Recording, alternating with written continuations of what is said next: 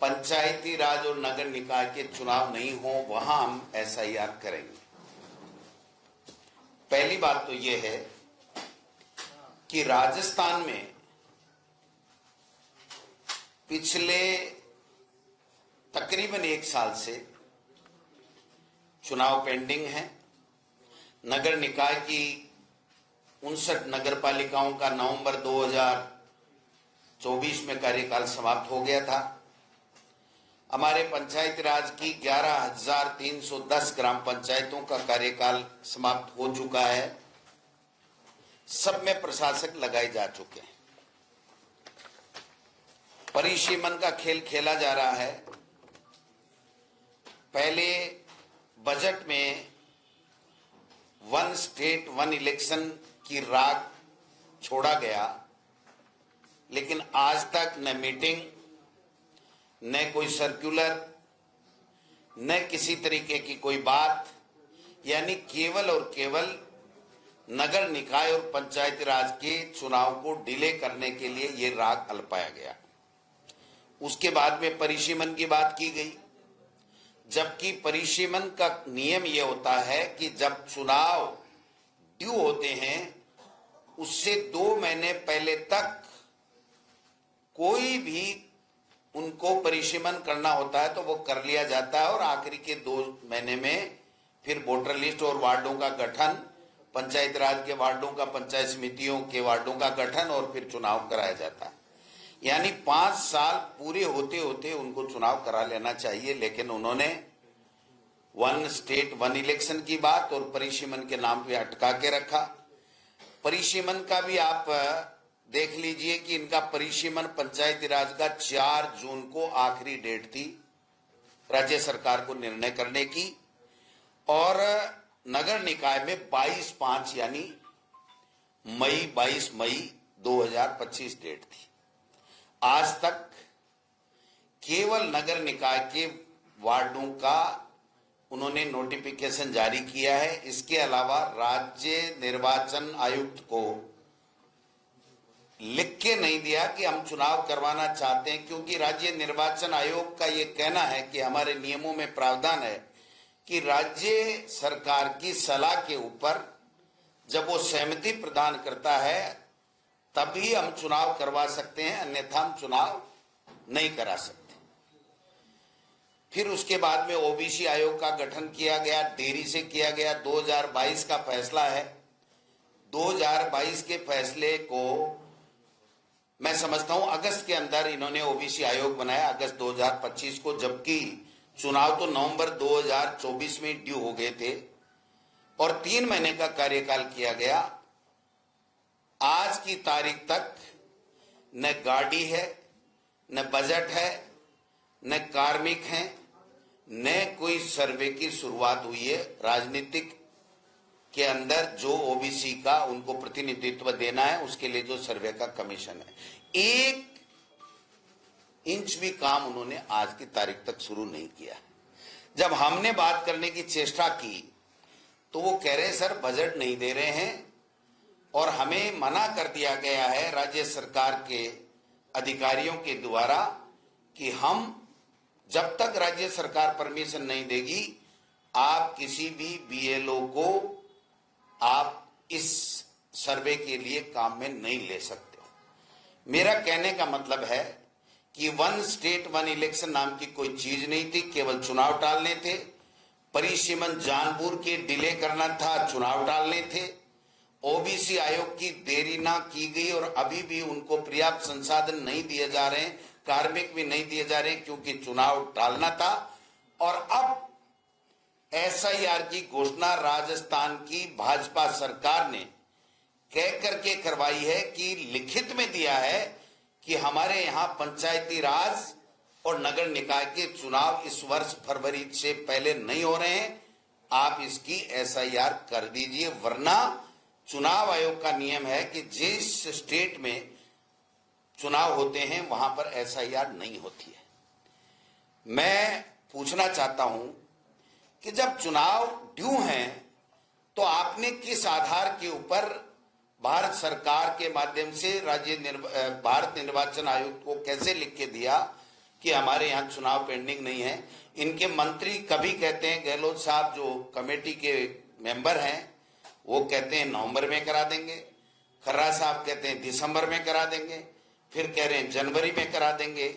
अब जो स्थिति निकल करके आई है वो ये आई है कि 7 फरवरी तक तो चुनाव आयोग की तरफ से आपकी वोटर लिस्ट फ्रीज है, यानी आप कुछ भी काम नहीं कर सकते उसके आधार पर। जितने भी कार्मिक हैं वो एसआईआर में लगेंगे, यानी ओबीसी आयोग में भी आप किसी तरीके का कोई संसाधन, मैन पावर उनको नहीं दोगे जिससे वो काम कर सकें। दोनों काम आप नहीं कर पाओगे।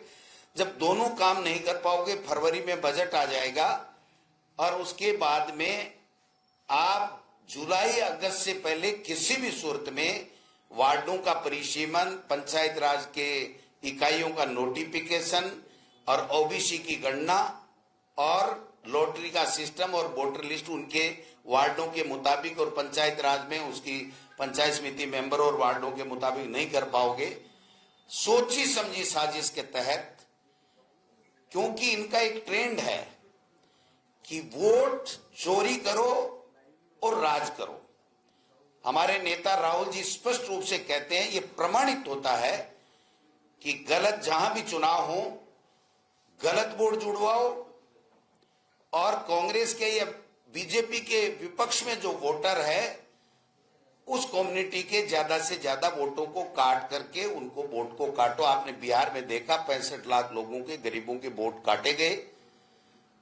यहां भी ये खेला करना चाहते हैं और आनन फानन में नियम विरुद्ध एसआईआर राजस्थान के अंदर थोप करके ये वोट चोरी करके और फिर चुनाव लड़ना चाहते हैं। मैं पूछना चाहता हूं कि आपने दोनों नगर निकाय और पंचायती राज ब्यूरोक्रेसी के हवाले कर दिया। न तो आपको राज्य वित्त आयोग से इसकी फंडिंग मिलेगी, कोई पैसा नहीं मिलेगा ग्रामीण परिवेश में खर्च करने के लिए, और न ही आपको नगर निकाय में पैसा मिलेगा, न भारत सरकार, चाहे उन्होंने एसआईआर कर रखी हो, लेकिन जब तक 5 साल बाद में अगर चुनाव नहीं होता है, अगर उसका गठन नहीं होगा, तो वो बजट 1 रुपया भी इन दोनों निकायों को जारी नहीं करेंगे। ये मैं कहना चाहता हूं। हमारा कॉन्स्टिट्यूशन क्लियर कट कहता है, कॉन्स्टिट्यूशन क्लियर कट हमारा 243E कहता है और 243U निकाय के लिए और 243E हमारा पंचायती राज के लिए कहता है कि अगर आपने 5 साल पहले सारी प्रक्रिया करके चुनाव नहीं कराए तो ये संवैधानिक रूप से गलत होगा, नियम विरुद्ध होगा, संविधान के विरुद्ध होगा। इनको कोई परवाह नहीं है। जब एमएलए और एमपी के आप समय पे करा रहे हो, उसी कॉन्स्टिट्यूशन में प्रावधान है, तो आप नगर निकाय और इनके चुनाव क्यों नहीं करवा रहे हो, ये मैं पूछना चाहता हूं। मैं थोड़ा सा आपको अगर बताऊं तो आप समझ में आ जाएगा आपके कितने नगर पालिकाएं, टोटल के टोटल नगर पालिकाएं वगैरह सारा का सारा आपका चुनाव हो गया। दिसंबर 2025 में सारे के सारे चुनाव ड्यू हो जाएंगे नगर निकाय के जनवरी के अंदर। 222 पंचायत समितियां दिसंबर 2025 में प्रशासकों के हवाले हो जाएंगी। 11,300 ग्राम पंचायतें हवाले हो चुकी हैं प्रशासकों के, और 21 जिला परिषद है दिसंबर 2025 में प्रशासकों के हवाले हो जाएंगी। 2022 और 24 का फैसला होने के बावजूद न तो इन्होंने ओबीसी की गणना करवाई और न कोई और काम किया। मैं समझता हूं कि 3 महीने का समय दिया था ओबीसी आयोग को। आज आप बताइए अगस्त के बाद में कितने महीने हो गए, कोई लेना नहीं, कोई देना नहीं। अब मैं निवेदन करना चाहता हूं कि किसी भी रूप में जुलाई अगस्त से पहले ये कोई चुनाव नहीं कराएंगे। फिर भी पंचायती राज के एक स्टेट एक इलेक्शन नहीं हो सकते, क्योंकि 4 जिला परिषद और कुछ पंचायत समितियां हैं जो 122 के लगभग पंचायत समितियां हैं जो 2026 लास्ट में उनका कार्यकाल पूरा होगा, सितंबर अक्टूबर के अंदर। अगर कानूनी प्रावधान के मुताबिक 6 महीने पहले अगर उसको विघटन कर दिया जाता है किसी भी इकाई का, चाहे वो नगर निकाय की हो चाहे पंचायती राज की हो, तो उसका उपचुनाव हो सकता है, उसका फिर मेन चुनाव नहीं होगा। यानी कहने का मतलब अगर एक साथ एक राज्य एक चुनाव की तर्ज पर ये भाजपा की राजस्थान की पर्ची सरकार जाना चाहती है, तो ये किसी भी सूरत में अगस्त से पहले ये चुनाव नहीं करा सकती है। ये कानूनी रूप से संभव भी नहीं है।